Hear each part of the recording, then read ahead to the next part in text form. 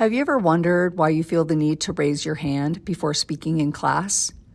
Or why you feel a certain pressure to wear specific clothes to a party? It's not just instinct. I'm that sociology teacher, and today we're talking about socialization. Simply put, socialization is the lifelong process through which we learn the values, norms, and behaviors of our society. It's the instruction manual for how to function in your specific culture. You weren't born knowing how to wait in line or how to use a laptop. You were taught by your environment. Let's look at the different teachers or agents of socialization that shape who you are. The most important agent is the family. This is the primary agent because it is your first point of contact with the world.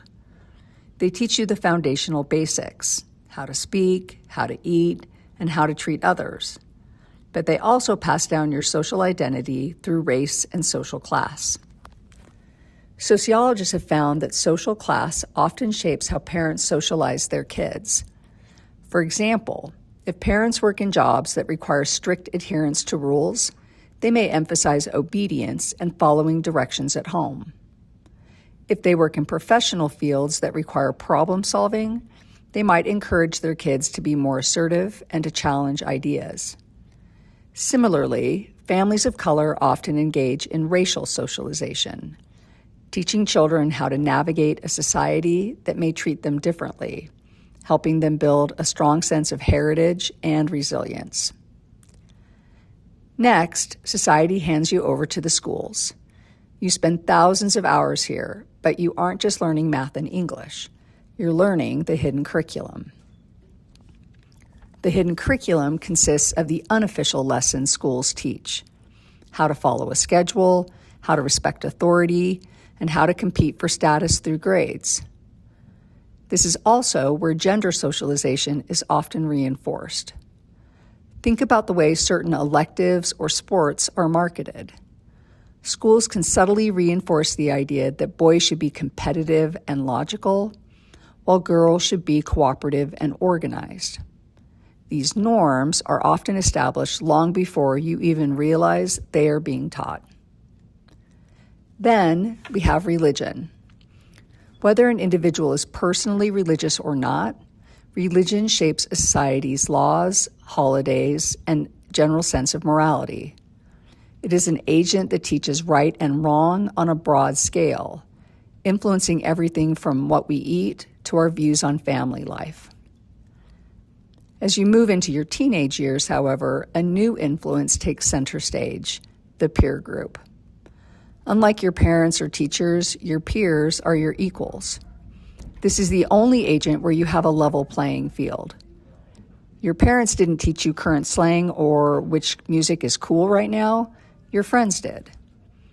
Peer groups are a vital testing ground for independence, but they can also create a high-pressure environment to conform to the group's standards. Finally, there is the agent that is likely in your pocket right now: mass media. In the past, the family was the undisputed primary agent of socialization. Parents were the gatekeepers of information, deciding which values and worldviews their children were exposed to. But today, many sociologists argue that mass media is overtaking the role of parents. Because children and teens spend so much time on screens, they're being socialized by people all over the world simultaneously, often without any parental filter. Media creates what sociologists call the generalized other, the collective image we have of what everyone else expects from us. When an algorithm replaces an ancestor as the primary source of advice, the instruction manual for life changes. Here are 3 examples. While parents might teach internal values like honesty, social media often socializes users to value external validation, like likes, views, and followers. Media tells us what the ideal body looks like or what a successful life entails. If you see influencers constantly showcasing luxury lifestyles, you may begin to believe those are the universal standards, leading to a phenomenon called relative deprivation, feeling like you're losing at life because your reality doesn't match a curated feed. Unlike parents who might expose you to a single set of traditions, the media can socialize you into digital tribes, where you only learn the norms and values of people who already agree with you. So if the family, schools, peers, and media are all writing the code for your behavior, is there any room for your own individuality? Or are we just products of our environment? Sociology suggests a balance between structure, the social forces that shape us, and agency, our individual power to act and make choices. Sociology isn't about saying you are a robot controlled by society. It's about giving you the source code to your own behavior. Once you recognize why you believe what you believe or why you feel the need to conform, you can stop acting on autopilot. You gain the power to decide which parts of that socialization you want to keep and which parts you want to actively change. You aren't just a passenger in your culture.